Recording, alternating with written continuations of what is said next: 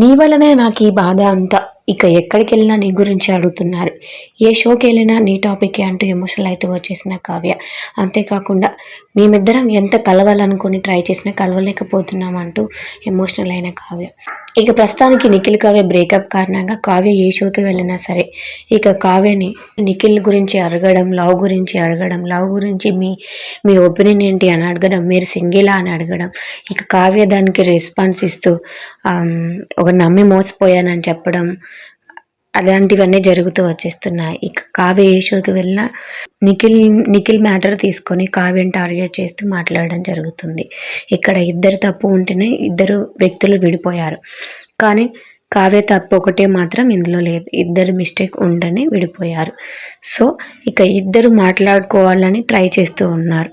కాకపోతే వారు ముందు రావాలని నిఖిల్ ముందు రావాలని కావ్య వెయిట్ చేస్తుంటే కావ్య ముందు రావాలని నిఖిల్ ఇలా వెయిట్ చేస్తూ ఉన్నారన్నమాట. ఇక నిఖిల్ కావ్యతో మాట్లాడితే కావ్య ఒప్పుకోకపోతే ఎలా అని నిఖిల్ ఆలోచిస్తుంటే ఇక నిఖిలే ముందొస్తే బాగుంటుంది, ఆ మాత్రం లవ్ ఉండాలి కదా అనే విధంగా కావ్య ఆలోచిస్తున్నట్టు తెలుస్తుంది. ఇక ఒకరికి ఒకరు ఒకరి విషయంలో ఒకరు తగ్గకుండా, ఒకరితో ఒకరు మాట్లాడుకోకుండా, ఒకవేళ మాట్లాడినా ఇంకా కలుస్తామనే నమ్మకం లేకుండా ఈ ఇద్దరైతే ఇలా ఉండిపోతున్నట్టు తెలుస్తుంది.